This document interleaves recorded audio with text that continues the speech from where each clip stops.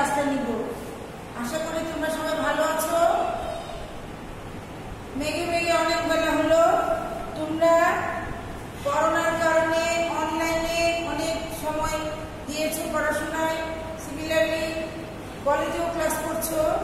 আমার অবজারভেশন হলো তোমরা বিষয়বস্তুকে এখনো আত্মস্থ করতে পারোনি। তোমাদের রেকর্ড অনুযায়ী বিষয়বস্তু হলো নিয়ন্ত্রণ সর্বশেষ চ্যাপ্টার। তোমাদের 1 থেকে শুরু করে শর্ট সিলেবাসের যতগুলো টপিকস আছে, প্রথম বলে তোমাদের সূচনা অধ্যায়, ব্যবস্থাপনা নীতি, পরিকল্পনা ও সিদ্ধান্ত গ্রহণ, সংগঠিতকরণ, কর্মী সংস্থান, নেতৃত্ব, তারপরে তোমার সমন্বয় সাধন, দেন নিয়ন্ত্রণ। আমি আজকে গুরুত্বপূর্ণ দু একটি পাঠের টপিক ছাড়াও কথা বলবো, যেগুলো আশা করবো তোমরা মনোযোগ সহকারে শুনবে। প্রথম কথা হলো, আমরা টপিকটা দেখতে চাচ্ছি পারি কিনা, নিয়ন্ত্রণ আমরা বুঝি কিনা। নিয়ন্ত্রণ কি? নিয়ন্ত্রণ থাকতে হলে, বুঝতে হলে আমাদের একটা মিনিমাম কনসেপ্ট দিতে হবে। সেটা হলো আদর্শ মান অনুযায়ী কাজ সম্পাদন হচ্ছে কিনা তা যাচাই করে সংশোধনমূলক ব্যবস্থা নেয়ার না। আদর্শ মান অনুযায়ী কাজ হচ্ছে কিনা, দ্যাট মিনস পরিকল্পনাকারী যে মানটি নির্ধারণ করে সেই মানকে ভিত্তি ধরে সেই মান অনুযায়ী তার সমস্ত কাজকর্মগুলো হচ্ছে কিনা। হলে তো হলো, যদি না হয় সেই ক্ষেত্রে কেন হলো না, কি করা উচিত, এইগুলোর নাম সংশোধনমূলক কাজ। এই কাজেরই নাম নিয়ন্ত্রণ। আমরা দেখি নিয়ন্ত্রণে কি কি পাই।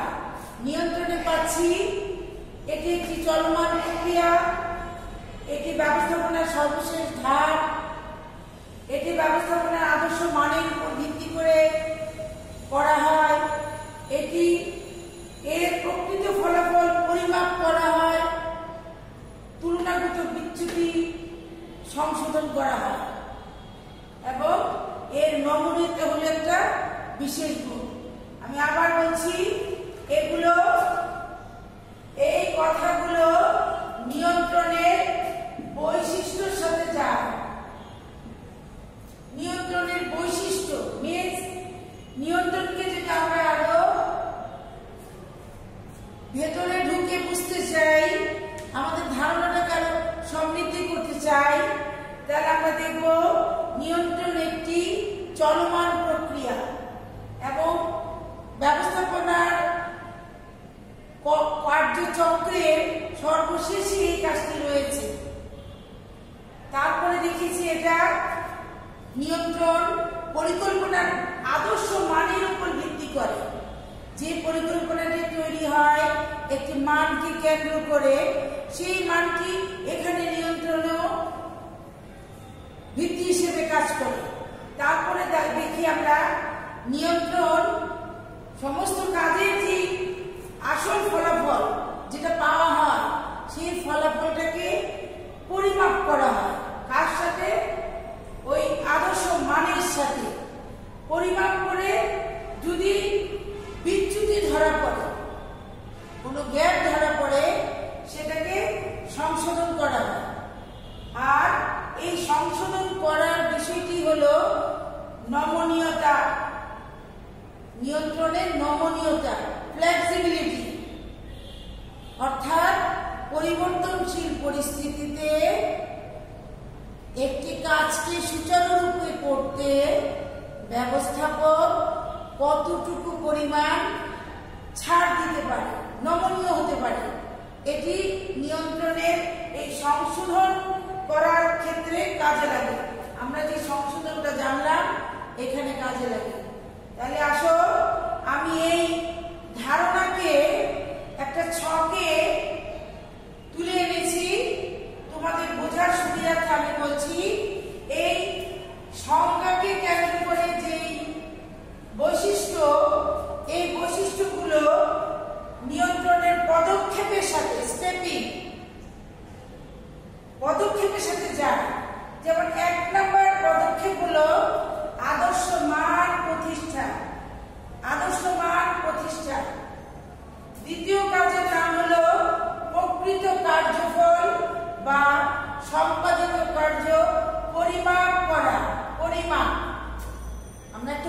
দিব, তারপরে পরিমাপ করে সেটাকে তুলনা করা, আদর্শ মানের সাথে যেটা পেলাম তার তুলনা করা, এটা হলো থার্ড স্টেপ।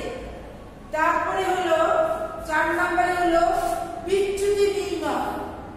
কিসের বিচ্যুতি নির্ণয়? তুলনা করে যেটা পাবো তার বিচ্যুতি নির্ণয়। বিচ্যুতি মানে বাদ পড়ে যাওয়া, সেটা হলো বিচ্যুতি। এটাকে বের করবো এই স্টেপে। এখান থেকে যেটা করবো সেটা হলো বিচ্যুতি কেন হলো, কারণ নির্ণয় করব, কি কারণে বিচ্যুতি হলো, এটা হলো ফিফথ স্টেপ। ফাইনালি আমরা যে সংশোধনমূলক ব্যবস্থা নেব এটার নামই হলো নিয়ন্ত্রণ। এই পুরো কাজটি হলো নিয়ন্ত্রণ। তাহলে দেখো, তোমাদের সুবিধার্থে বলছি, পরীক্ষায় যা যা আসবে, নিয়ন্ত্রণ কি, নিয়ন্ত্রণ কি বুঝতে হলে এই সম্পর্কে বেসিক যে কয়েকটা কথা আছে তাকে সারমর্ম হিসাবে এখানে তুলে ধরা হয়েছে।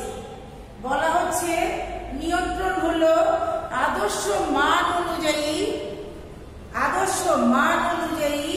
কাজটি সম্পাদিত হচ্ছে কিনা তা যাচাই করে, খেয়াল করো, তা যাচাই করে সংশোধনমূলক ব্যবস্থা নেওয়ার নাম। তাহলে কি পেলাম? আমরা জানলাম নিয়ন্ত্রণ একটি কর্ম প্রক্রিয়া যেটা চলমান। কি কর্ম প্রক্রিয়া, কি কাজ হয়? এখানে পরিকল্পনাকে ভিত্তি করে, পরিকল্পনার ভিতরে যে আদর্শ মান আছে সেই মানটার উপরে ভিত্তি করে তার যে ফলাফলটা পাওয়া যায় সেটাকে তুলনা করে, পরিমাপ করে এর সংশোধন করা হয়। এখন একটা উদাহরণ দিয়ে চলো। মিস্টার এক্স তার প্রতিষ্ঠানে নিয়ন্ত্রণ কাজটি সম্পন্ন করেন। কিভাবে করেন? মনে করি মিস্টার এক্স তার চলতি বছরে 400 একক কোনো পণ্য উৎপাদন করবে। এটা হলো তার একটি পরিকল্পনা, তার প্ল্যান। তার মান হলো, কাজের পরিমাণটা ছিল 400 একক। তিনি একটা সময়ে লাস্ট আওয়ারে, তার নির্ধারিত সময়ে শেষান্তে তিনি দেখতে পেলেন, পরিমাপ করলেন, যেটা তার কাজটা কতটুকু হয়েছে পরিমাপ করে পেলেন 300 একক, 350 একক উৎপাদন হয়েছে।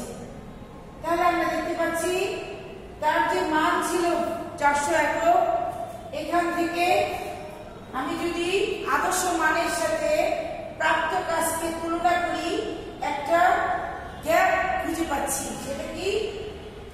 পরিমাণটা বের করলাম, পরিমাপ করলাম, পরিমাপটা কি পেলাম?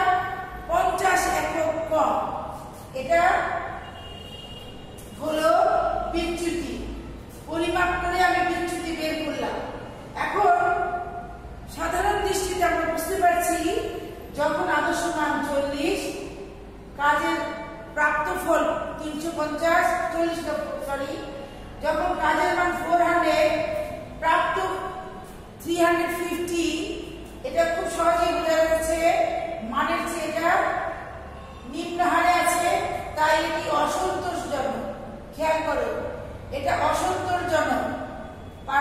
আদর্শ মানের সাথে প্রকৃত ফলাফল তুলনা করে পেলাম, কি পেলাম? অসন্তোষজনক। এখন অসন্তোষজনক অবস্থায় মিস্টার এক্স কাজটা চালিয়ে যাবে নাকি বন্ধ করবে? চালিয়ে গেলে তার কিছু সংশোধনমূলক কাজ আছে, এমনকি তিনি যদি এটা বন্ধও করে দেন তখনও সংশোধনমূলক কিছু কাজ আছে। এই সংশোধনমূলক কাজগুলি টোটালি আমরা বলতে পারি নিয়ন্ত্রণ। এখন তিনি কি কি করতে পারেন? তিনি যদি সন্তোষজনক হন, আবার বলছি অসন্তোষ হলে এটা করবে, সন্তোষ হলেও তিনি কিছু সংশোধনমূলক কাজ করতে পারেন। যেমন তিনি 400 জায়গায়, হ্যাঁ আমি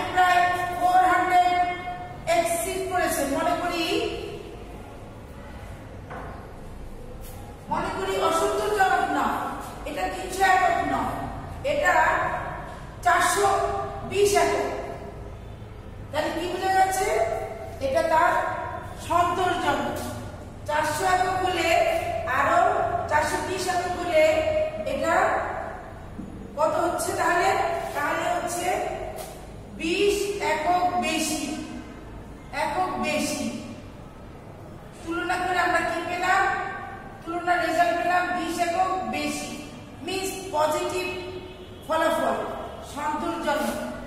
তখনও এই গ্যাপের কারণ নির্ণয় করে আমরা কিছু সিদ্ধান্ত নিতে পারি। যেমন পরের পরিকল্পনায় আমাদের এই আদর্শ মানকে পরিবর্তন করতে হতে পারে।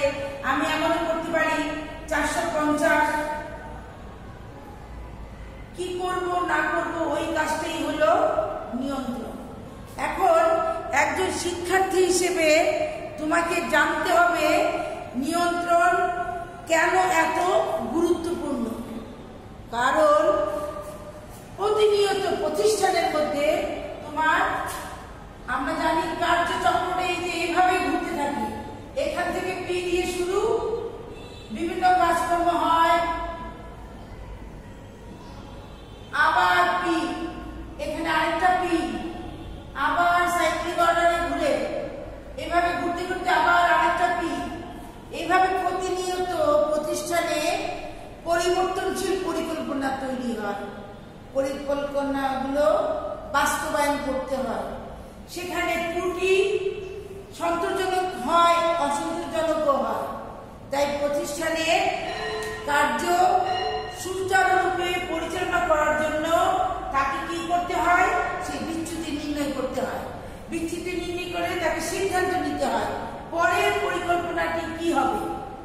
পরের পরিকল্পনাটি কি 420 যেহেতু হলো 450-এ নিব না 420-এ নিব। আবার 420-এ নিলে আবার তুলনা করা হয় প্রাপ্ত ফলের সাথে। আবার প্রাপ্ত ফল তার পক্ষ থেকে বিপক্ষ থাকে। এটাই হলো ব্যবস্থাপনায় নিয়ন্ত্রণের পদক্ষেপ বা নিয়ন্ত্রণের ধারাবাহিকতা।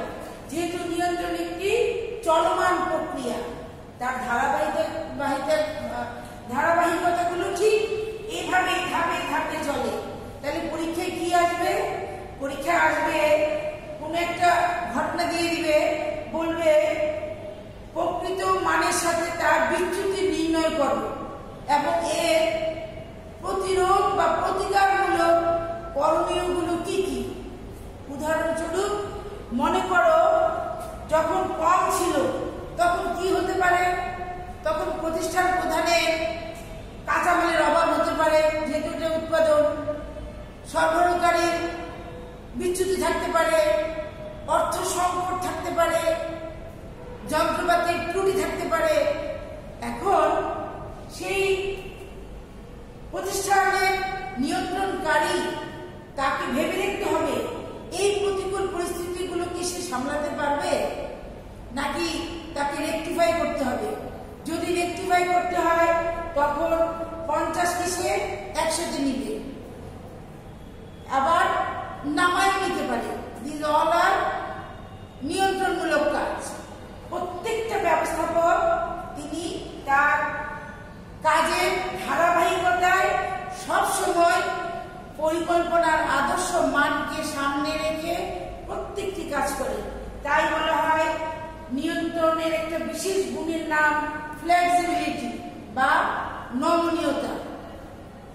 আমি আশা করছি তোমরা নিয়ন্ত্রণের এই পদক্ষেপ গুরুত্ব দিয়ে নিজের কাজের বেলায়ও মিলাতে পারবে। আরেকটা উদাহরণ দিই, ধরো তুমি একজন পরীক্ষার্থী, তোমার বেলাও কিন্তু নিয়ন্ত্রণ একটি প্রযোজ্য কার্যক্রম। তাহলে কি হবে? তোমার আদর্শ মান ছিল তুমি এইচএসসিতে, তোমার এসএসসিতে জিপিএ 5, এইচএসসিতে তোমার মান ছিল, পরিকল্পনায় ছিল তুমি জিপিএ 5 পেতে চাও। কিন্তু না, তুমি আজকেই তো ডিসেম্বরে তোমার পরীক্ষা, তুমি এই ধাপগুলো পেরিয়ে এসে তুমি দেখতে পেলে তোমার অবস্থা অসন্তোষজনক। জিপিএ 5 তো দূরের কথা, তোমার তো অবস্থা এমন শোচনীয় যে তুমি ব্যবস্থাপনায় সাবজেক্টিভ গুরুত্ব দাও নাই, পারছো না। অন্য সাবজেক্টগুলো 4টা পেপার পরীক্ষা হবে, কিন্তু দেখা যাচ্ছে এই সাবজেক্টকে তুমি লেস প্রায়োরিটি দিয়েছে যতটা তুমি অ্যাকাউন্টিং বা ইংলিশকে দিয়েছো। তো তোমার কি, তোমার এটার জন্য কি কিছু সংশোধনমূলক কারেকশনমূলক কাজ করা লাগবে না? লক্ষ্যে পৌঁছতে লাগবে। এইটাই হলো নিয়ম।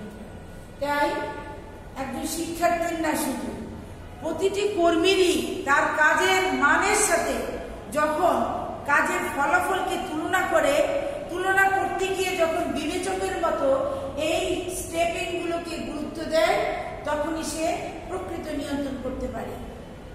আমরা একটা কথা জানি, পরিকল্পনা, সম্মুখবর্তী, নিয়ন্ত্রণ, পশ্চাৎমুখী, এই পরস্পর বিপরীতমুখী সম্পর্কটি তোমার পরীক্ষায় থাকতে পারে। এটা হলো পরিকল্পনা, সে সামনের দিকে যায়, আর এটা যদি হয় নিয়ন্ত্রণ, সে এইদিকে আসে। এই সম্পর্ক, এটা হলো পরিকল্পনা ও নিয়ন্ত্রণের একটি পরস্পর বিপরীতমুখী সম্পর্ক। এটা তোমার পরীক্ষায় থাকতে পারে। সুতরাং আমি আশা করছি তোমরা মনোযোগ দিয়ে এই লাস্ট চ্যাপ্টারকে বাদ দিবে না, পড়বে। এখানে একটা গুরুত্বপূর্ণ বিষয়, নিয়ন্ত্রণের কতগুলো কৌশল আছে, পরীক্ষায় আগে ছিল, এখন নাও আসতে পারে। যদি তোমার এমসিকিউতে আসে, সেগুলো কি কি আসতে পারে? যেমন আসতে পারে ব্রেক ইভেন পয়েন্ট, সম আয় ব্যয় বিন্দু, সমচ্ছেদ বিন্দু বিশ্লেষণ। আরেকটা আসতে পারে PERT, program evaluation review technique, এটাকে বলা হয় পার্ট। আরো এক দুটো আসতে পারে, ওগুলো যদি নাও পড়ো, কারণ শর্ট সিলেবাসে এগুলো কৌশলগুলো নাই, এমসিকিউতে দিয়ে ঝামেলা করতে পারে। তাহলে আমরা আজকে কি কি শিখলাম?